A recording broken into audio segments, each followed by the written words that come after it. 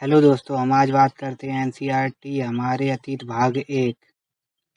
Video start करने से पहले हम बता देते हैं चैनल को सब्सक्राइब करें, वीडियो अच्छा लगे तो लाइक करें, शेयर करें। व्हाट्सएप ग्रुप में ज्वाइन होने के लिए डिस्क्रिप्शन में लिंक दे दी है। टेलीग्राम ग्रुप में ज्वाइन होने के लिए डिस्क्रिप्शन में लिंक दे दी है। वीडियो स्टार्ट करते हैं। अध्याय 8, खुशहाल गांव और समृद्ध शहर।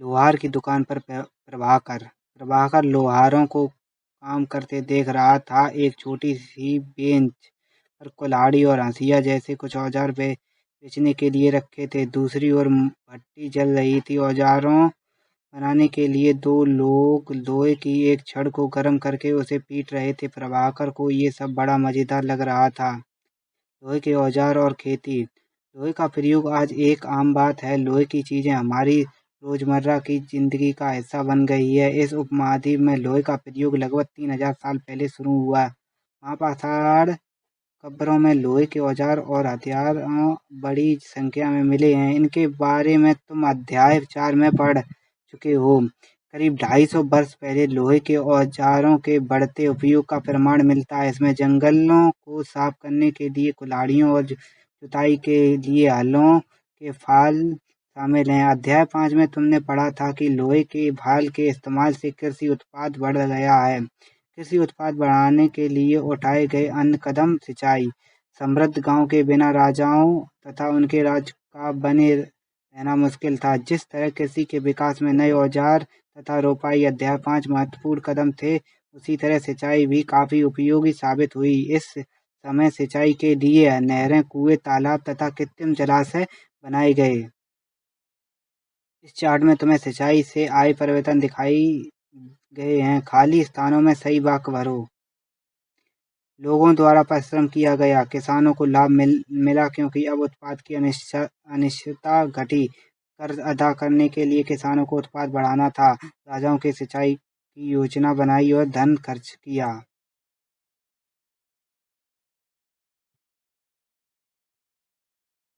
गांव में कौन रहते हैं? इस उपमहाद्वीप के दक्षिणी तथा उत्तरी हिस्से के अधिकांश गांव में कम से कम 3 तरह के लोग रहते हैं। तमिल क्षेत्र में बड़े भूस्वामियों को बिल्लाला, साधारण हलवाओं को उड़वार और भूमिहीन मजदूर दास कैशियर और आदिमाई कहलाते हैं। देश के उत्तरी हिस्से में गांव का प्रधान व्यक्ति ग्राम भोजक कहलाता था। अक्सर एक ही परिवार के लोग इस पद पर कई पीढ़ियां तक बने रहते थे, यानी कि यह पद आनुवंशिक था। ग्राम भोजक के पद पर आमतौर पर गांव का सबसे बड़ा भूस्वामी होता था। साधारणतः इसकी जमीन पर इसके दास और मजदूर काम करते थे। इसके अतिरिक्त प्रभावशाली होने के कारण प्रायः राजा भी कर वसूलने का काम इन्हें ही सौंप देते थे। ये न्यायाधीश का और कभी कभी पुलिस का काम भी करते थे। ग्राम भोजकों के अलावा अन्य स्वतंत्र कृषक भी होते थे जिन्हें गृहपति कहते थे। हमें ज्यादातर छोटे किसान ही होते थे। इनके अतिरिक्त कुछ ऐसे स्त्री पुरुष थे जिनके पास अपनी जमीन नहीं होती थी। इनमें दास कर्मकार आते थे जिन्हें दूसरों की जमीन पर काम करने अपनी जीविका चलानी पड़ती थी।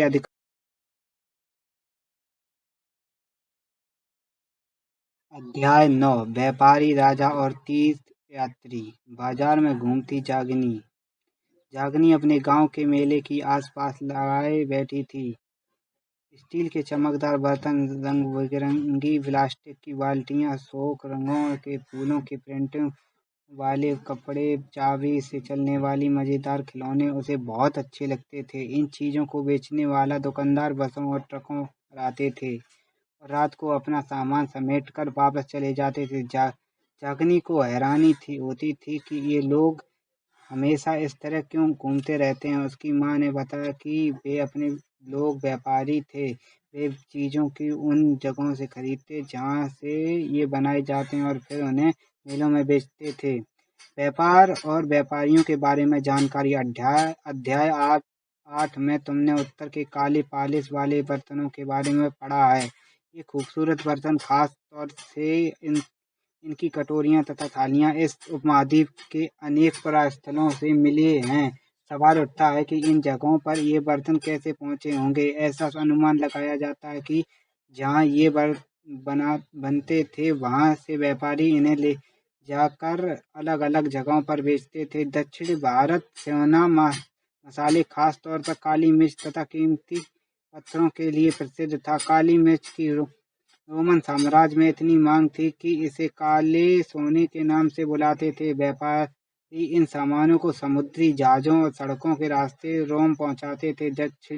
दक्षिण भारत में ऐसे अनेक रोम सोने के सिक्के मिले हैं जिससे यह अंदाज लगाया जाता है कि उन दिनों रोम के साथ बहुत अच्छा व्यवहार चल रहा था। व्यापार से जुड़ी एक कविता। व्यापार के प्रमाण हमें संगम कविताओं में भी मिलते हैं। नीचे लिखी कविता में पूर्वी समुद्र तट पर स्थित पुहार पतन पर लगाए जाने वाले माल का वर्णन मिलता है।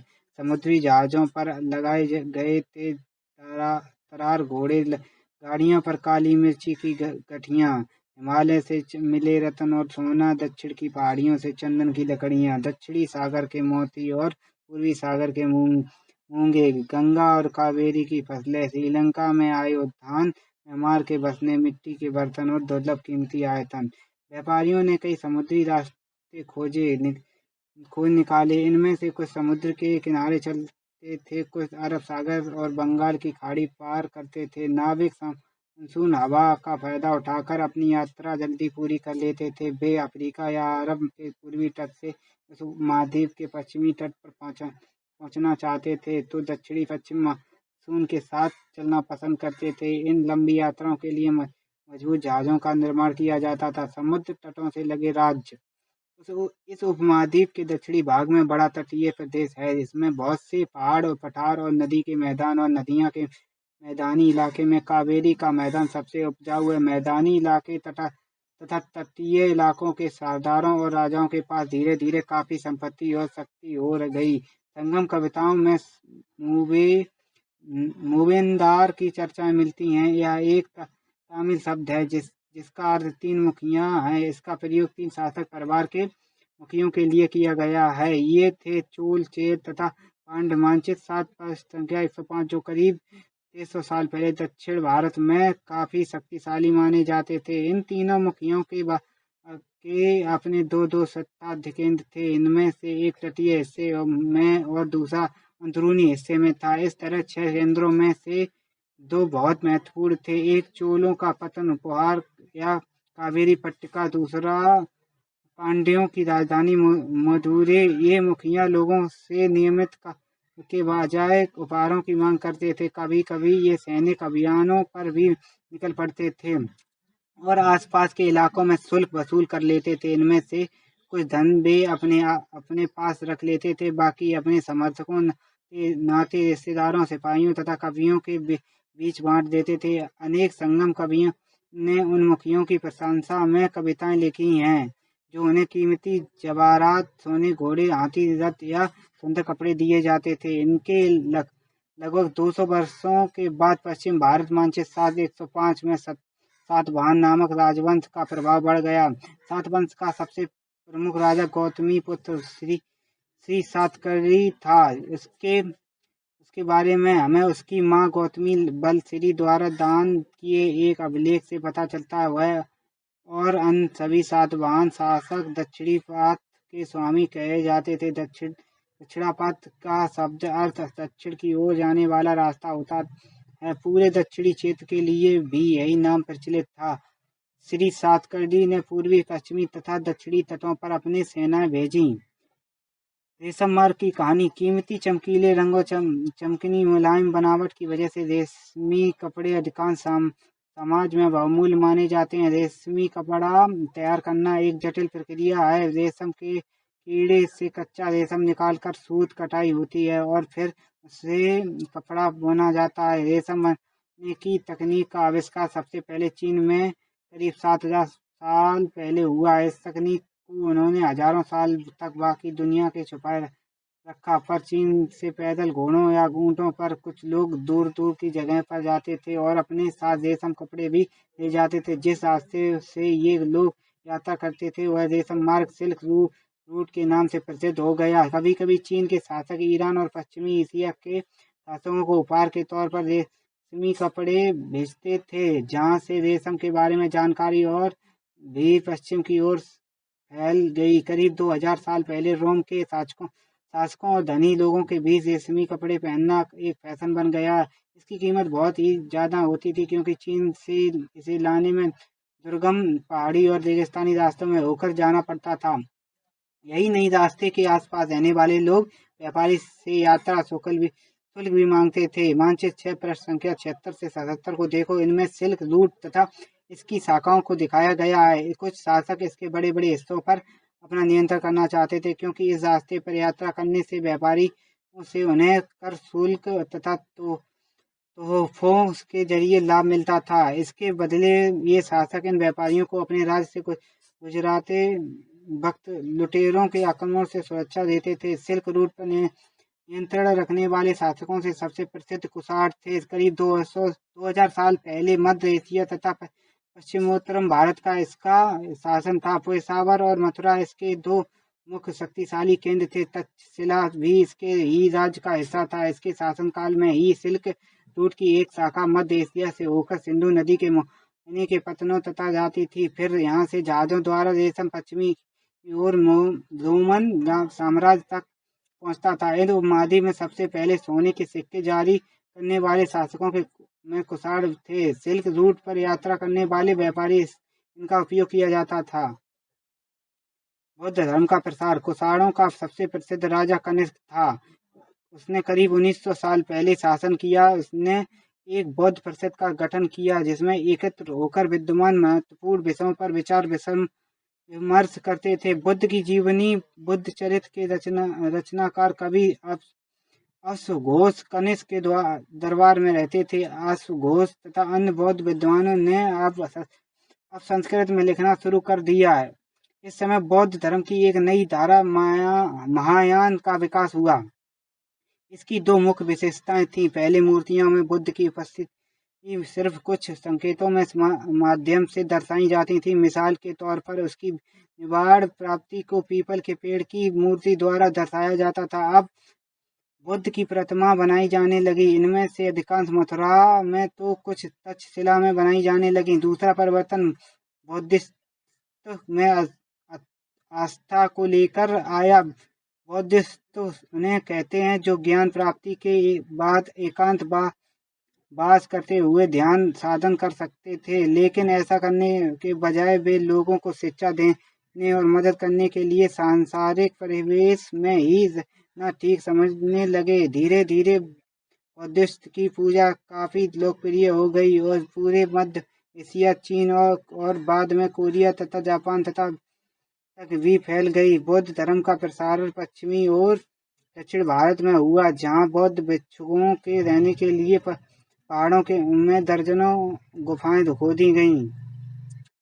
इनमें से कुछ गुफाएं राजा और रानियों के आदेश पर बनाई गईं, तो कुछ व्यापारियों तथा कृषकों द्वारा। इनमें से ज्यादातर गुफाएं पश्चिमी घाट के दर्रों के पास बनाई गई थीं। दक्कन के शहरों और तटों के समृद्ध बंदरगाहों और इन्हें जोड़ने वाली सड़कें भी इन्हें दर्गों से होकर गुजरती थीं। ऐसा लगता है कि यात्रा करने वाले व्यापारी इन गुफाओं वाले मठों में विश्राम के लिए रुकते हैं। बौद्ध धर्म दक्षिणी पूर्व की ओर श्रीलंका, म्यांमार, थाईलैंड तथा इंडोनेशिया सहित दक्षिणी पूर्व एशिया के अन्य भागों में भी फैला। थेरावाद नामक बुद्ध धर्म का आरंभिक रूप इन क्षेत्रों में कहीं अधिक प्रचलित था। तीर्थ यात्रियों की जिज्ञासा। व्यापारी काफिले में तथा जहाजों पर दूर दूर जाया करते थे। बहुत से तीर्थयात्री भी उनके साथ यात्रा पर निकल पड़ते थे। तीर्थयात्री वे स्त्री पुरुष होते थे जो प्रार्थना के लिए पवित्र स्थानों की यात्रा किया करते थे। इसी तरह भारत की यात्रा पर आया चीनी बौद्ध तीर्थयात्री का फासियान काफी प्रसिद्ध है। वह करीब 16 साल पहले आया। सोवेन त्सांग 1400 पहले भारत आया और उसके करीब 50 साल बाद त्सांग आया। वे सब बुद्ध अध्याय 6 के जीवन से जुड़ी जगहों पर प्रसिद्ध मठों को देखने के लिए भारत आए थे। इनमें से प्रत्येक तीर्थयात्री ने अपनी यात्रा का वर्णन लिखा। इन्होंने अपनी यात्रा के दौरान कई मुश्किलों के बारे में भी लिखा। इन यात्राओं में कई वर्ष लग करते थे। जिन देशों और मठों में उन्होंने देखा उनके बारे में उन्होंने लिखा और उन किताबों के बारे में भी उन्होंने लिखा जिन्हें वे अपने साथ ले गए। फासियान चीन वापस कैसे लौटा? फासियान ने अपने घर चीन वापस लौटने के लिए अपनी यात्रा बंगाल से शुरू की। वह व्यापारियों के एक जहाज पर चढ़ा। मुश्किल से वे 2 दिनों में चल पाए थे कि एक समुद्री तूफान में फंस गए। व्यापारी अपने जहाज को डुबाने से बचने के लिए उसमें से अपने माल को फेंकने, जहाज़ों को हल्का करने की कोशिश करने लगे। फासियान ने भी अपने सामान को तो फेंक दिया पर अपनी उन पांडुलिपियों और बुद्ध की मूर्तियों को नहीं फेंका जिन्हें उसने अपनी भारत यात्रा के दौरान संकलित की थी। अत्यंत 13 दिनों के बाद आंधी रुकी। उसने समुद्र का वर्णन इस प्रकार किया। समुद्र असीम है। सूर्य, चांद या तारों की गति को देखने बिना यह पता लगा पाना असंभव है कि पूर्व किधर है या पश्चिम किधर दिशा में है। अगर बरसात और अंधेरा हो तो जहाज को हवा की रुख में ले जाने के अलावा और कोई चारा नहीं है। जावा पहुंचने में उसे 90 दिन से भी ज्यादा लगे। वहां वह 5 महीने के लिए रुका। इसके बाद दूसरे व्यापारी जहाजों में चढ़कर वह चीन पहुंचा। सोवेन त्सांग भू मार्ग से उत्तर पश्चिम और मध्य एशिया होकर चीन वापस लौट उसने सोने, चांदी और लंदन की लकड़ी की बनी बुद्ध की मूर्ति तथा 600 से भी ज्यादा पांडुलिपियां एकत्र की थी। इन्हें वह 20 घोड़ों पर लाद कर ले गया पर इसमें से 50 पांडुलिपियां उस समय खो गईं जब सिंधु नदी पर करते हुए उसकी नाव पलट गई। अपने जीवन का बाकी हिस्सा उसने बची हुई पांडुलिपियों का संस्कृत में चीनी अनुवाद करने में लगा दिया। नालंदा शिक्षा का एक विशिष्ट केंद्र। त्सांग तथा अन्य तीर्थ यात्रियों ने उस समय के सबसे प्रसिद्ध बौद्ध विद्या केंद्र नालंदा बिहार में अध्ययन किया। उसने नालंदा के बारे में इस प्रकार लिखा, यहाँ के शिक्षक योग्यता तथा बुद्ध में सबसे पहले आगे बुद्ध की उपदेशों का वह पूरी ईमानदारी से पालन करते हैं। मेरठ के नियम काफी सख्त हैं जिन्हें सबको मानना पड़ता है। पूरी दिन वाद विवाद चलते ही रहते हैं जिसने युवा और समृद्ध दोनों ही एक दूसरे की मदद करने के हैं। विभिन्न शहरों में विद्वान लोग अपनी शाखाएं दूर करने यहाँ आते हैं। नए आगंतुकों से पहले द्वारपाल की कठिन प्रश्न पूछता तो उन्हें अंदर जाने की अनुमति तभी मिलती है जब वे द्वारपाल को सही तरह से दे पाते हैं। 10 में से 7 सही उत्तर नहीं दे पाते हैं।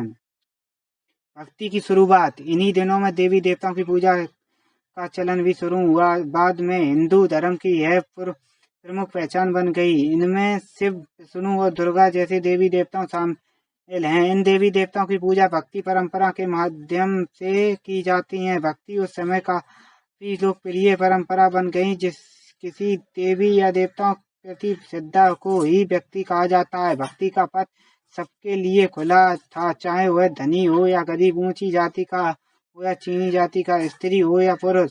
भक्ति मार्ग की चर्चा हिंदुओं के पवित्र ग्रंथ भागवत गीता में की गई है। भागवत गीता महाभारत अध्याय 11 देखो का एक हिस्सा है। इसमें भगवान कृष्ण अपने भक्त और मित्र अर्जुन को सभी धर्मों को छोड़कर उनकी शरण में आने का उपदेश देते हैं, क्योंकि केवल कृष्ण ही अर्जुन को सारी बुराइयों से मुक्ति दिला सकते हैं। पूजा का यह रूप धीरे धीरे देश के विभिन्न भागों में फैलने लगा। भक्ति मार्ग अपनाने वाले लोग आडंबर के साथ पूजा पाठ करने के बजाय ईश्वर के प्रति लगन और व्यक्तिगत पूजा का पर जोर देते हैं। भक्ति मार्ग अपनाने वालों का यह मानना है कि अगर अपने आराध्य देवताओं की सच्चे मन से पूजा की जाए तो वह उसी रूप में दर्शन देंगे जिसमें भक्त उसे देखना चाहता है। इसलिए आराध्य देवी या देवताओं मानव के रूप में भी हो सकते हैं या फिर सिंह, पेड़ या अन्य किसी भी रूप में। जैसे जैसे इस विचार को समाज द्वारा स्वीकृत की मिलती है, कलाकार देवी देवताओं की एक से बढ़कर एक खूबसूरत मूर्तियां तैयार करने लगे। भक्ति भज शब्द से बना है जिसका अर्थ विभाजित करना है, हिस्सेदारी होता है। इसका अर्थ है यह है कि भक्ति भगवान और भक्त के बीच परंपरा एक तरंग शब्द है। भक्ति भगवत या भगवान के प्रति झुकाव और भागवत का एक अर्थ यहाँ यह भी है जो अपने ऐश्वर्य तथा सुख को भक्तों के साथ बांटना है, यानी भक्त का भागवत करने देवी देवताओं के भाग का हिस्सेदार होता है। एक भक्त द्वारा लिखी गई एक कविता।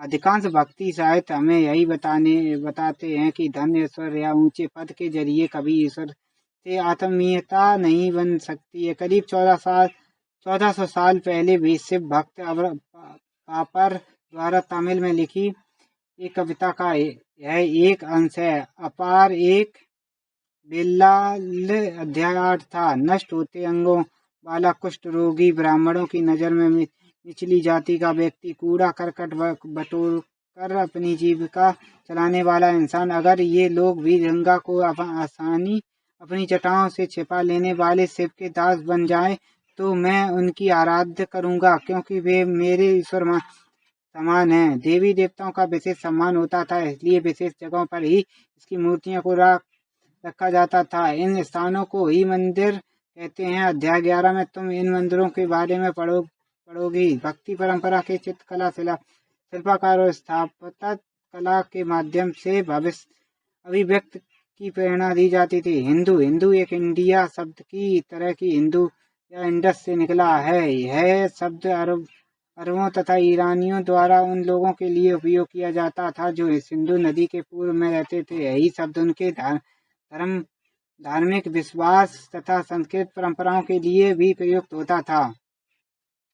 अन्यत्र करीब 2000 साल पहले पश्चिमी एशिया में ईसाई धर्म का उदय हुआ। ईसा मसीह का जन्म बेथलेहम में हुआ, जो समय रोमन साम्राज्य का हिस्सा था। ईसा मसीह ने स्वयं को इस संसार का उद्धारक बताया। उन्होंने दूसरों को प्यार देने और उसी तरह दूसरों को पर विश्वास करने का उपदेश दिया। जिस तरह हर व्यक्ति दूसरों से प्यार और विश्वास की उम्मीद करता है, बाइबिल में ईसा मसीह के उपदेश की बातें लिखी हैं। यहाँ इसका एक अंश दिया गया है। धन्य है वे लोग जो धर्म और न्याय के लिए भूखे प्यासे रहते हैं, उनकी कामनाएं पूरी होंगी।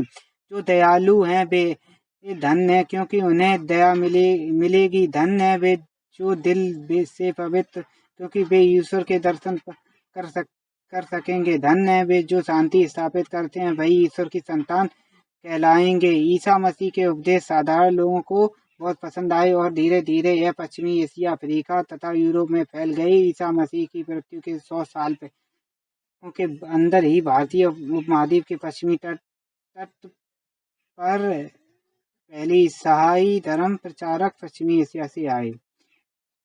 अध्याय समाप्त। अध्याय 10 नए साम्राज्य और राज। अरविंद राजा बना। अरविंद अपने स्कूल में खेलने जाने वाले नाटक में राजा की भूमिका अदा करने के लिए चुना गया।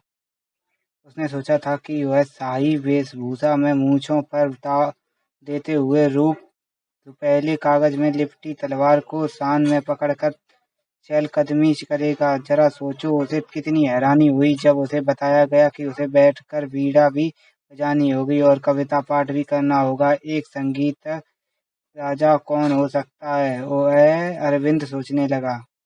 क्या बताती हैं प्रस्तुतियां। दरअसल अरविंद गुप्त वंश के प्रसिद्ध राजा समुद्रगुप्त की भूमिका अदा करने जा रहा था। समुद्रगुप्त के बारे में हमने इलाहाबाद में अशोक स्तंभ पर खुदे एक लंबे अभिलेख में पता चला है। इसकी रचना समुद्रगुप्त के दरबार में कवि व मंत्री हरिशर द्वारा एक काव्य के रूप में की गई थी। यह एक विशेष किस्म का अभिलेख है जिसे प्रशासित कहते हैं। यह एक संस्कृत शब्द है जिसका अर्थ प्रशासा होता है। प्रशासितियां लिखने का प्रचलन पहले भी था, जैसे तुमने अध्याय 9 में गौतमी पुत्र श्री सातकर्णी की प्रसिद्ध के बारे में पढ़ा हुआ। गुप्त काल में इनका महत्व और बढ़ गया। समुद्रगुप्त की प्रशासित, आओ देखें समुद्रगुप्त की प्रशासित हमें क्या बताती हैं। कवि ने इसमें राजा की एक योद्धा, युद्धों में को जीतने वाले राजा, विद्वान तथा एक उत्कृष्ट कवि के रूप में भरपूर प्रशंसा की है। यहाँ तक कि उसे ईश्वर के बराबर बताया गया है। प्रशासित में लंबे लंबे वाक्य दिए गए हैं। यहाँ वैसे ही एक वाक्य का अंश दिया गया है। योद्धा समुद्रगुप्त, जिनका शरीर युद्ध मैदान में कुठारों, कुल्हाड़ियों, तीरों, भालों, बर्छों, तलवारों, लोहे की गदारों, नुकीले तीरों तथा अन्य सैकड़ों हथियारों से लगे घाव के दाग से भरे होने के कारण अत्यंत सुंदर दिखता है। अगर तुम मानचित्र 7 पर संख्या 105 को गौर से देखो तो पाओगे कि एक क्षेत्र में हरे रंग से रंगा गया तुम्हें पूर्वी समुद्र तट के साथ साथ एक क्रम में लाल बिंदु दिखेंगे। उसी तरह कुछ क्षेत्र में बैंगनी और नीले रंग के भी मिलेंगे। यह मानचित्र इस प्रशासनिक में प्राप्त जानकारी के आधार पर बनाया गया है। हरिशर 4 विभिन्न प्रकार के राजाओं और उसके प्रति समुद्रगुप्त की नीतियों का वर्णन करते हैं। मानचित्र में हरे रंग का क्षेत्र आर्यवर्त के नाम उन 9 शासकों का है जिसके समुद्रगुप्त ने हराकर उसके राज्यों को अपने साम्राज्य में मिला लिया। इसके बाद दक्षिणापथ के 12 शासक आते हैं। इसमें से कुछ की राजधानियों को दिखाने के लिए मानचित्र पर लाल बिंदु दिए गए हैं। इन सब ने हार जाने का समुद्रगुप्त के सामने समर्पण किया है। समुद्रगुप्त ने उन्हें फिर में शासन करने की अनुमति दे दी है। पड़ोसी देशों का अतिरिक्त घेरा बैंगनी रंग में रंगा गया है। इसमें असम तटीय बंगाल, नेपाल और उत्तर पश्चिम के कई गढ़ या संघ अध्याय 5 याद करो आते हैं। ये समुद्रगुप्त के लिए उपहार लाते हैं, उनकी आज्ञाओं का पालन करते थे तथा उनके दरबार में उपस्थित हुआ करते थे। ब्रहा इलाके के शासक, जिन्हें नीले रंग से रंगा गया है, संभवतः कुषाण तथा शासक वंश के थे। इनमें श्रीलंका के शासक भी थे। इन्होंने समुद्रगुप्त की अधीनता स्वीकार की है, अपनी पुत्रियों का विवाह उससे किया है। मानचित्र 7 प्रमुख नगर तथा राज्य।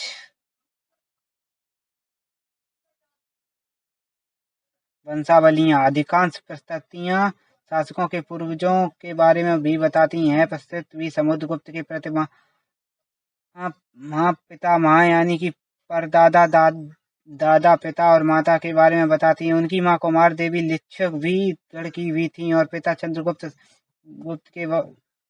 गुप्त वंश के पहले शासक थे जिन्होंने महाराज धीराज जैसी बड़ी उपाधि धारण की। समुद्रगुप्त ने भी यह उपाधि धारण की। उनके दादा और परदादा का महाराजा के रूप में भी ही उल्लेख है। इससे यह अभ्यास मिलता है कि धीरे धीरे इस वंश का महत्व बढ़ता गया। समुद्रगुप्त के बारे में हमें उनके बाद के शासकों जैसे उनके बेटे समुद्रगुप्त, चित्रगुप्त, चंद्रगुप्त द्वितीय की वंशावली, पूर्वजों की सूची से भी जानकारी मिलती है। उनके बारे में अभिलेखों तथा सिक्कों से पता चलता है कि उन्होंने पश्चिम भारत में सैन्य अभियान अंतिम शासक को परास्त किया। बाद में ऐसा विश्वास किया जाने लगा कि उनका दरबार विद्वानों से भरा था। कवि कालिदास और खगोल शास्त्री आर्यभट्ट उनके दरबार में थे। इनके विषय में और जानकारी अध्याय 11 में मिलेगी। हर्षवर्धन तथा हर्षचरित। जिस तरह गुप्त वंश के शासक के बारे में अभिलेख तथा सिक्कों से पता चलता है कि उसी तरह कुछ अन्य शासकों के बारे में उनकी जीवनी से पता चलता है। ऐसे ही एक राजा हर्षवर्धन थे जिन्होंने करीब 1400 साल पहले शासक किया। इसके दरबारी कवि बाणभट्ट ने संस्कृत में उनकी जीवनी हर्षचरित लिखी है। इसमें हर्षवर्धन की वंशावली देते हुए उनके राजा बने तक का वर्णन है। चीनी तीर्थयात्री सेवन त्सांग, जिसके बारे में तुमने अध्याय 9 में पढ़ा है, काफी समय के लिए हर्ष के दरबार में रहे। उन्होंने वहां जो कुछ देखा उसका विस्तृत विवरण दिया है। हर्ष अपने पिता के सबसे बड़े बेटे थे नहीं थे, पर अपने पिता और बड़े भाई की मृत्यु हो जाने के बाद थानेसर के राजा बने। उनके बहनोई कन्नौज मानचित्र 7 पर 105 के शासक थे। जब बंगाल के शासक ने उन्हें मार डाला तो हर्ष ने कन्नौज को अपने अधीन कर लिया और बंगाल पर आक्रमण कर दिया। मगध तथा बंगाल को जीतकर उन्होंने पूर्व में जितनी सफलता मिली थी उतनी सफलता अन्य जगहों पर नहीं मिली। जब उन्होंने नर्मदा नदी को पार कर दक्की और आगे बढ़ने की कोशिश की तब चालुक्य नरेश पुलकेशन द्वितीय ने उन्हें रोक दिया। पल्लव, चालुक्य और पुलकेशन द्वितीय की प्रशासतियां। इन काल में पल्लव और चालुक्य दक्षिण भारत के सबसे महत्वपूर्ण राजवंश थे। पल्लवों का राज्य उनकी राजधानी कांचीपुरम के आसपास के क्षेत्रों में लेकर कावेरी नदी के डेल्टा तक फैला था, जबकि चालुक्यों का राज कृष्ण और तुंगभद्रा नदियों के बीच स्थित है। चालुक्यों की राजधानी ऐहोल थी। यह एक प्रमुख व्यापारी केंद्र था। धीरे धीरे यह एक धार्मिक केंद्र भी बन गया, जहाँ कई मंदिर थे। पल्लव और चालुक्य एक दूसरे की सीमाओं का आक्रमित करते थे। मुख्य रूप से राजधानियों को निशाना बनाया जाता था, जो समृद्ध शहर थे। पुलकेशिन द्वितीय सबसे प्रसिद्ध चालुक्य राजा थे। उनके बारे में हमें उनके दरबारी कवि रविकीर्ति द्वारा रचित इस प्रशासित से पता चलता है। इनमें उनके पूर्वजों, खास तौर से पिछली 4 पीढ़ियों के बारे में बताया गया है। पुलकेशिन द्वितीय को अपने चाचा से यह राज्य मिला था। रविकीर्ति के अनुसार उन्होंने पूर्व तथा पश्चिम दोनों समुद्री तटीय इलाकों में अपने अभियान चलाए। इसके अतिरिक्त उन्होंने हर्ष को भी आगे बढ़ने से रोका। हर्ष का अर्थ आनंद होता है। कवि का कहना है कि इस पराजय के बाद हर्ष नहीं रहा। पुलकेशिन द्वितीय के पल्लव राज के ऊपर भी आक्रमण किया, जिसे कांचीपुरम की दीवार के पीछे शरण लेनी पड़ी। पर चालुक्य की विजय आपातकालीन थी। लड़ाई से दोनों वंश दुर्लभ होते गए। पल्लवों और चालुक्यों को अत्यंत राष्ट्रकूट तथा चोल वंश ने समाप्त कर दिया। इसके बारे में तुम कक्षा 7 में पढ़ोगे। इन राजाओं का प्रशासन कैसे चलता है? पहले के राजाओं की तरह इन राजाओं के लिए भूमि का सबसे महत्वपूर्ण बना रहा। प्रशासन की प्राथमिक इकाई गांव होते हैं, लेकिन धीरे धीरे कई नए बदलाव आए हैं। राजाओं के आर्थिक, सामाजिक, राजनीतिक या सैन्य शक्ति रखने वाले लोगों का समर्थन जुटाने के लिए कई कदम उठाए। उदाहरण तौर पर कुछ महत्वपूर्ण प्रशासकीय पद आनुवंशिक बन गए, अर्थात बेटे अपने पिता का पद पाते थे, जैसे कि कभी हर्षेस अपने पिता की तरह मापदंड नायक अर्थात मुख्य न्याय अधिकारी थे। कभी कभी एक ही व्यक्ति कई पदों पर कार्य करता था, जैसे कि हरिसेन एक महादंड नायक होने के कारण साथ साथ कुमारमात्य अर्थात एक महत्वपूर्ण मंत्री था, तथा एक सीधी विग्रह अर्थात कुछ युद्ध और शांति के विषयों का भी मंत्री था। संभवतः वहाँ के स्थानीय प्रशासन के प्रमुख व्यक्तियों का बहुत बोलबाल था। इनमें नगर श्रेणी यानी मुख्य बेकर या शहर का व्यापारी, सारथवाह यानी व्यापारियों के काफिले का नेता, प्रथम कुलीक अर्थात मुख्य शिल्पकार था। कार्यस्थानों यानी लिपिकों को प्रधान जैसे लोग होते हैं। इस तरह की नीतियाँ कुछ हद तक प्रभावशाली होती थी, पर समय के साथ साथ इनमें से कुछ व्यक्ति इतने अधिक शक्तिशाली हो जाते हैं कि अपना स्वतंत्र राज्य स्थापित कर लेते हैं। एक नई प्रकार की सेना। कुछ राजा अभी भी पुराने राजाओं की तरह एक सुसंगठित सेना रखते थे, जिसमें हाथी, रथ, घुड़सवार और पैदल सिपाही होते थे। पर इसके साथ कुछ सेना नायक भी होते थे, जो आवश्यकता पड़ने पर राजा को सैनिक सहायता दिया करते थे। इन सेना नायकों को अब कोई नियमित वेतन नहीं दिया जाता था। बदले में इनमें से कुछ को भूमिदान दिया जाता था। दी गई भूमि से ये कर वसूलते थे, जिससे वे सेना तथा घोड़ों की देखभाल करते थे। साथ ही वे इससे युद्ध के लिए हथियार जुटाते थे। इस तरह के व्यक्ति सामंत कहलाते थे। जहाँ कहीं भी शासक दुर्लभ होते थे, ये सामंत स्वतंत्र होने की कोशिश करते थे। दक्षिण के राजाओं में सभाएं। पल्लवों के अभिलेख में कई स्थानीय भाषाओं की चर्चा है। इनमें से एक था ब्राह्मण भूस्वामियों का संगठन, जिसे सभा कहते थे। ये सभाएं उप समितियों के जरिए सिंचाई, खेती बाड़ी से जुड़े विभिन्न सड़क निर्माण, स्थानीय मंदिरों के देखरेख आदि का काम करती थीं। जिन इलाकों के भूमि स्वामी ब्राह्मण नहीं थे, वहाँ उन नामक ग्राम सभा के होने की बात कही गई है। नगरम व्यापारी के एक संगठन का नाम था संवात। इस भाषाओं पर धनी तथा शक्तिशाली भूभाषियों और व्यापारियों का नियंत्रण था। इनमें से बहुत सी स्थानीय भाषाएं शताब्दी तक काम करती रहीं। उस जमाने में आम लोग, जनसाधारण के जीवन की थोड़ी बहुत झलक हमें नाटकों तथा कुछ अन्य स्रोतों में मिलती है। चलो इसके कुछ उदाहरण देखते हैं। कालिदास अपने नाटकों में राज दरबार के जीवन के चित्रण के लिए प्रसिद्ध है।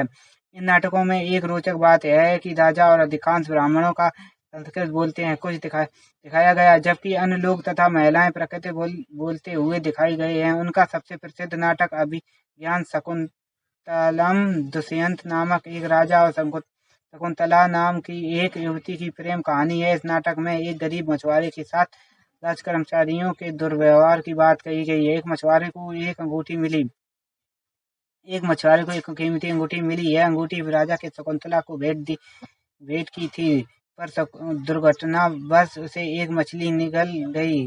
जब मछुआरा इस अंगूठी को लेकर राजमहल पहुंचा तो द्वारपाल ने उस समय पर चोरी का आरोप लगाया और मुख्य पुलिस अधिकारी भी बहुत बुरी तरह से पेश आया। राजा उस अंगूठी को देखकर बहुत खुश हुआ और उन्होंने मछुआरे को इनाम दिया। पुलिस वाला और द्वारपाल मछुआरे इनाम का कुछ हिस्सा हड़पने के लिए उसके साथ शराब खाने चल पड़े।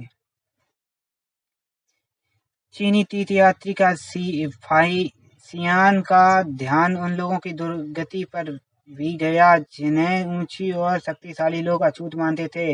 इन्हें शहरों के बाहर रहना पड़ता था। वे लिखते थे, अगर इन लोगों को शहर या बाजार के भीतर आना होता था तो सभी को अगाह करने के लिए ये लकड़ी के एक टुकड़े पर चोट करते रहते थे। यह आवाज सुनकर लोग सतर्क होकर अपने को छू जाने से यह किसी भी प्रकार के संपर्क से बचा थे। एक जगह बाणभट्ट द्वारा अभियान पर निकली राजा की सेना का बड़ा सजीवन चित्रण किया गया।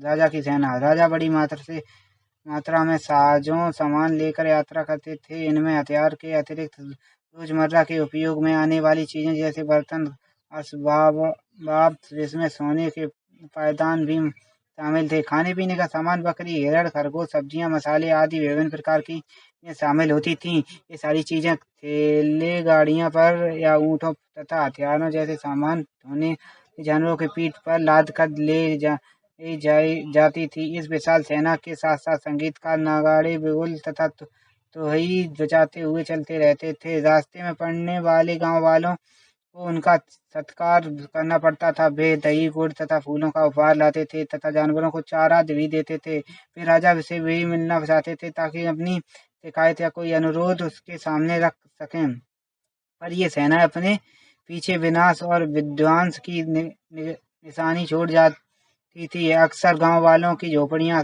हाथी कुचल डालते थे और व्यापारियों के काफिले में जुटे बैल इस हलचल भरे माहौल से डर कर भाग खड़े होते थे। बाणभट्ट लिखते हैं, पूरी दुनिया धूल के गर्त में डूब जाती है। अन्यत्र में अरब ढूंढो होते हैं भी शादियों में। अरब यात्रा का एक बड़ा केंद्र था। दरअसल अरब पारी तथा नाविकों के भारत और यूरोप के बीच समुद्री व्यापार बढ़ने से एक महत्वपूर्ण भूमिका निभाई थी। अरब में रहने वाले अन्य लोगों में बेदूइन थे जो घुमक्कड़ काबिले होते थे। ये मुख्य रूप से ऊँटों पर आश्रित होते थे क्योंकि यह एक ऐसा मजबूत जानवर है जो मरुभूमि में भी स्वस्थ रह सकता है। लगभग 1400 साल पहले पैगंबर मोहम्मद ने अरब में इस्लाम नामक एक नए धर्म की शुरुआत की। ईसाई धर्म की इस तरह इस्लाम ने भी अल्लाह को सर्वोपरि माना है। इसके बाद उस सभी को असमान माना गया है। यहाँ इस्लाम धर्म के पवित्र ग्रंथ कुरान का एक अंश दिया गया। मुसलमान स्त्रियों और पुरुषों के लिए विश्वास रखने वाले स्त्रियों और पुरुषों के लिए भक्त स्त्रियों और पुरुषों के लिए सच्चे स्त्रियां, पुरुषों के लिए धैर्यवान और स्त्री मन के स्त्रियों और पुरुषों के लिए दान देने वाले स्त्रियों और पुरुषों के लिए उपवास रखने वाले स्त्रियों और पुरुषों के लिए अपनी पवित्रता बनाए रखने वाले स्त्रियों और पुरुषों की अल्लाह को हमेशा याद करने वाली स्त्रियों और पुरुषों के लिए अल्लाह ने इस सब के लिए ही क्षमा और पुरस्कार रखा है। अगले 100 सालों के दौरान इस्लाम उत्तरी अफ्रीका, स्पेन, ईरान और भारत में फैल गया। अब नाविक जो उस उपमहाद्वीप की तटीय बस्तियों से पहले से ही परिचित थे, अब अपने साथ इस नए धर्म को भी ले आए। अरब के सिपाहियों ने करीब 1300 साल पहले सिंधु आज के पाकिस्तान को जीत लिया। अध्याय समाप्त। अध्याय 11 इमारतें, चित्र तथा किताबें। मरुतसमी और लोहे स्तंभ। मरुतसमी आज बहुत खुश था। पहिएदार कुर्सी पे बैठकर उसका भाई उसे कुतुब मीनार दिखाता हुआ प्रसिद्ध लोह स्तंभ के सामने ले आया। धूल भरे पथरीले रास्तों में लैंप के सहारे यहाँ तक आना काफी मुश्किल था। अपने इस अनुभव को मरुतसमी कभी नहीं भूल पाया। धातु विज्ञान। प्राचीन भारतीय धातु वैज्ञानिकों ने विश्व धातु विज्ञान के क्षेत्र में प्रमुख योगदान दिया है। पुरातत्वविद खुदाई ने यह दर्शाया है कि हड़प्पा वासियों कुशल शिल्पी थे और उन्हें तांबे के धातु शोध की जानकारी थी। उन्होंने तांबे और टिन को मिलाकर कांसा भी बनाया था। जहाँ हड़प्पा वासी कांस्य युग से जुड़े थे, वहीं उनके उत्तराधिकारी लौह युग के समृद्ध थे। भारत अत्यंत विकसित किस्म के लोह का निर्माण करता था। खोटा लोहा, इटवा लोहा, ढलवा लोहा। लोह स्तंभ महरौली, दिल्ली में कुतुब मीनार के परिसर में खड़ा यह लोह स्तंभ भारतीय शिल्पकारों की कुशलता का एक अद्भुत उदाहरण है। इसकी ऊंचाई 7.2 मीटर और वजन 3 टन से भी ज्यादा है। इसका निर्माण लगभग 1500 साल पहले हुआ था। इसके बनने के समय की जानकारी हमें इस पर खुदे अभिलेख से मिलते हैं। इसमें चंद्र नाम के एक शासक का जिक्र है जो संभवतः गुप्त वंश अध्याय 10 के थे। आश्चर्य की बात यह है कि इतने वर्षों के बाद भी इसमें जंग नहीं लगा है। ईंट और पत्थरों को इमारतें हमारे शिल्पकारों को कुशलता के नमूने स्तूपों जैसे कुछ इमारतों में देखने को मिलते। स्तूप का शाब्दिक अर्थ टीला होता है। हालांकि स्तूप विभिन्न आकार के थे, कभी गोल या लंबे तो कभी खड़े या छोटे। उन सब में एक समानता प्रायः सभी स्तूपों के भीतर एक छोटा सा डिब्बा रखा रहता है। इन डिब्बों में बुद्ध या उनके अनुयायियों के शरीरों के अवशेष जैसे दांत, हड्डियां या राख या उनके द्वारा प्रयुक्त कोई चीज या कोई कीमती पत्थर अथवा सिक्के रखे रहते हैं। इसे धातु मयूसा कहते हैं। प्रारंभिक स्तूप धातु मंजूसा उसके ऊपर रखा मिट्टी का टीला होता है। बाद में टीले को ईंटों से ढक गया है। उसके बाद के काल में उसे गुंबद नुमा ढांचे में तराशे हुए पत्थर में ढक दिया गया है। प्रायः स्तूपों के चारों ओर प्रक्रिया करने के लिए एक वृत्ताकार पथ बना होता है, जिसे दक्षिणा पथ कहते हैं। इस रास्ते को रेलिंग से घेर दिया जाता था, जिसे वेदिका कहते हैं। वेदिका में प्रवेश द्वार बने होते हैं। रेलिंग तथा तोरण प्रायः मूर्तिकला की सुंदर कलाकृतियों से सजे होते थे। मानचित्र 7 प्रश्न संख्या 105 में अमरावती धूनो यहाँ कभी एक भव्य स्तूप हुआ करता था। लगभग 2000 साल पहले इस स्तूप को सजाने के लिए शिलाओं पर चित्र उकेरे गए हैं। कई बार पहाड़ियों को काट कर बनावटी गुफाएं बनाई जाती थी। इस तरह की गुफाओं को मूर्ति तथा चित्रों द्वारा सजाया जाता था। इस काल में कुछ आरंभिक हिंदू मंदिर भी निर्माण किए गए हैं। मंदिरों में विष्णु, शिव तथा दुर्गा जैसे देवी देवताओं की पूजा होती थी। मंदिर का सबसे महत्वपूर्ण भाग गर्भगृह होता था, जहाँ मुख्य देवी या देवताओं की मूर्ति को रखा जाता है। इसी स्थान पर पुरोहित धार्मिक अनुष्ठान करते थे और भक्त पूजा करते थे। अक्सर गर्भगृह को एक पवित्र स्थान के रूप में दिखाने के लिए भितारगांव जैसे मंदिरों में उसके ऊपर काफी ऊंचाई तथा निर्माण किया जाता था, जिसे शिखर कहते थे। शिखर निर्माण के कठिन कार्य के लिए सावधानी से योजना बनानी पड़ती थी। अधिकांश मंदिरों में मंडप नाम की एक जगह होती थी। यह एक महासागर होता था जहाँ लोग इकट्ठा होते थे। मानचित्र 7/105 में महाबलीपुरम और एल्होर को ढूंढो। इन शहरों में पत्थरों से बने कुछ उत्कृष्ट मंदिर हैं। इनमें से कुछ यहाँ दिखाए गए हैं। स्तूप तथा मंदिर किस तरह बनाए जाते थे? स्तूप तथा मंदिरों को बनाने की प्रक्रिया में कई अवस्था आती थी। इनके लिए काफी धन खर्च होता था, इसलिए आमतौर तथा राजा रानी इन्हें बनवाने का निश्चय करते थे। पहला काम अच्छे किस्म के पत्थर ढूंढकर शिलाखंडों में खोदकर निकालना होता था। फिर मंदिर या स्तूप के लिए सोच विचार कर तय किए गए स्थान पर शिलाखंडों को पहुंचना होता था। या पत्थरों को काटकर छांटकर तराशने के बाद खंभों, दीवारों को चौखटों, फर्शों तथा छतों का आकार दिया जाता था। इन सब के तैयार हो जाने पर सही जगह पर उन्हें लगाना काफी मुश्किल काम आता था।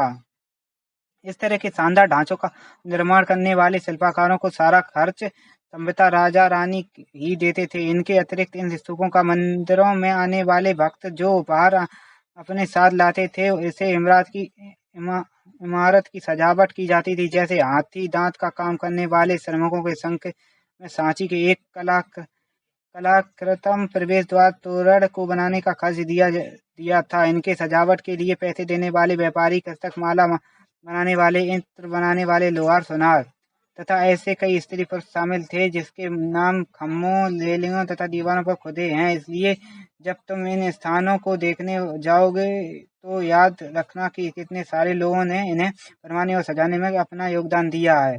चित्रकला मानचित्र 7 में अजंता को ढूंढो। यह वह जगह है। गुफाएं खोदी गई हैं। इनमें ज्यादातर बौद्ध भिक्षुओं के लिए बनाए गए विहार थे। इनमें से कुछ को चित्रों द्वारा सजाया गया है था। यहाँ उनके कुछ उदाहरण दिए गए हैं। गुफाओं के अंदर अंधेरा होने की वजह से अधिकांश चित्र मसालों की रोशनी में बनाए गए थे। इन चित्रों में रंग 1500 साल बाद भी चमकदार हैं। ये रंग पौधों तथा खनिजों से बनाए गए थे। इन महान कृतियों को बनाने वाले कलाकार ज्ञात हैं।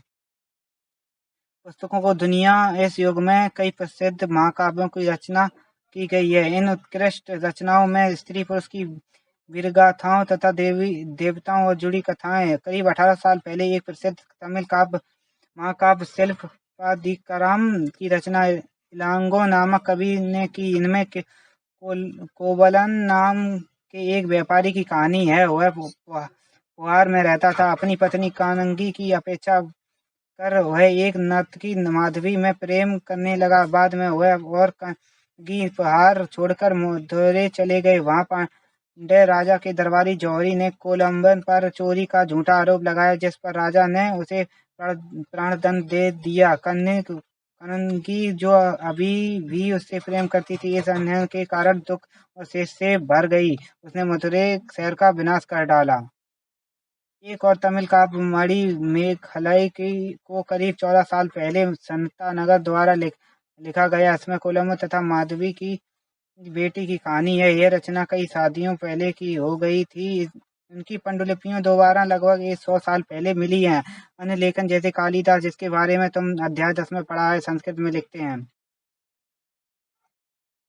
पुरानी कहानियां का संकलन तथा संरचना। हिंदू धर्म में जुड़ी कई कहानियां जो बहुत पहले से प्रचलित थीं, इन्हीं काल में लिखी गई। इनमें पुराण भी शामिल हैं। पुराण का शाब्दिक अर्थ है प्राचीन या पुराणों में विष्णु, शिव, दुर्गा या पार्वती जैसी देवी देवताओं से जुड़ी कहानियां हैं। इनमें से इन देवी देवताओं की पूजा की विधियां दी गई हैं। इनके अतिरिक्त इनमें शहर की सृष्टि तथा राजाओं के बारे में भी कहानियां हैं। अधिकतर पुराण सरल संस्कृत श्लोक में लिखे गए हैं। इनमें सब उन्हें सुन और समझ सके। स्त्रियां तथा शुद्ध जिन्हें वेद पढ़ने की अनुमति नहीं थी, वे भी इन्हें सुन सकते थे। पुराण का पाठ पुजारी मंदिरों में किया करते थे, जिसे लोग सुनने आते हैं। दो संस्कृत महाकाव्य महाभारत और रामायण लंबे अरसे से लोकप्रिय रहे हैं। तुमने से भी कुछ बच्चे इन कहानियों से परिचित होंगे। महाभारत कौरवों और पांडवों के बीच युद्ध की कहानियां। इन युद्ध का उद्देश्य पुरु वंश की राजधानी हस्तिनापुर की गद्दी प्राप्त करने का। यह कहानी तो बहुत ही पुरानी है, पर आज इसे हम जिस रूप से जानते हैं, करीब 1500 साल पहले लिखी गई है। माना जाता है कि पुराणों और महाभारतों दोनों को व्यास नाम के ऋषि ने संकलित किया था। महाभारत में ही भागवत गीता भी है, जिसके बारे में तुमने अध्ययनों में पढ़ा है। रामायण की कथा को कौशल के राजकुमार राम के बारे में है। इसके पिता ने उन्हें वनवास के दे दिया था। वन में उनकी पत्नी सीता का लंका के राजा रावण ने अपहरण कर लिया था। सीता को वापस पाने के लिए राम को लड़ाई लड़नी पड़ी। वे विजयी होकर कौशल की राजधानी अयोध्या लौटे। महाभारत की तरह की रामायण की भी एक प्राचीन कहानी है, जिसे बाद में लिखित रूप दिया गया। संस्कृत रामायण के लेखक वाल्मीकि माने जाते हैं। आम लोग द्वारा कही जाने वाली कहानियां आम लोगों को भी कहानियां कहते हैं। कविताओं और गीतों की रचना करते थे, गाने गाते ने नाचते और नाटकों को खेलते थे। इनमें से कुछ तो इस समय के आसपास जातक और पंचतंत्र की कहानियां के रूप में लिखकर सुरक्षित कर लिए गए हैं। जातक गाथाएं और अक्सर स्तूपों, रेल तथा अजाता के चित्रों को में दर्शाई जाती हैं। इनमें से एक कहानी अगले पृष्ठ पर दी गई है, बंदर राजा की कहानी। ये अगले बाद में पढ़ेंगे।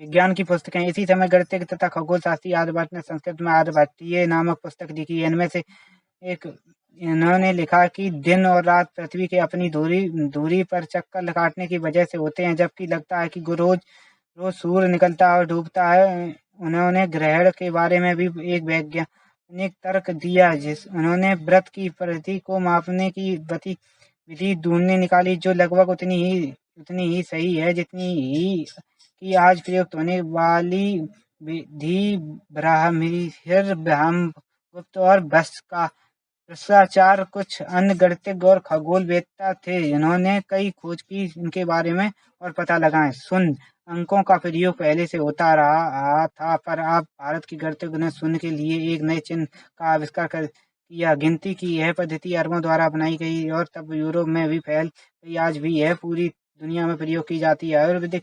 आयुर्वेदिक चिकित्सा विज्ञान की एक विख्यात पद्धति है जो प्राचीन भारत में विकसित हुई।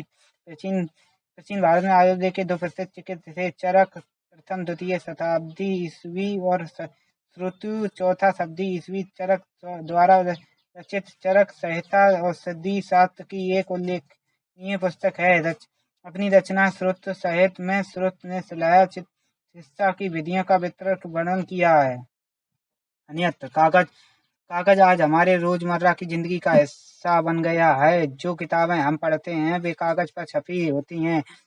उसी तरह लिखने के लिए भी हमें कागज का ही उपयोग करते हैं। कागज का आविष्कार करीब 1900 साल पहले कई लून नाम के व्यक्ति ने चीन में किया।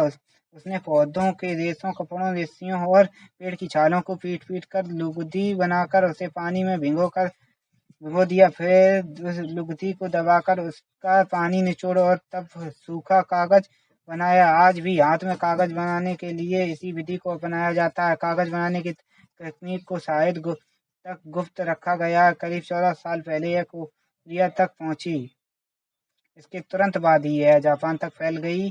करीब 18 साल पहले यह बगदाद में पहुंची। फिर बगदाद से यह यूरोप, अफ्रीका और एशिया के अन्य भागों में फैली। इस उपमहाद्वीप में भी कागज की जानकारी बगदाद में ही आई। अध्याय समाप्त।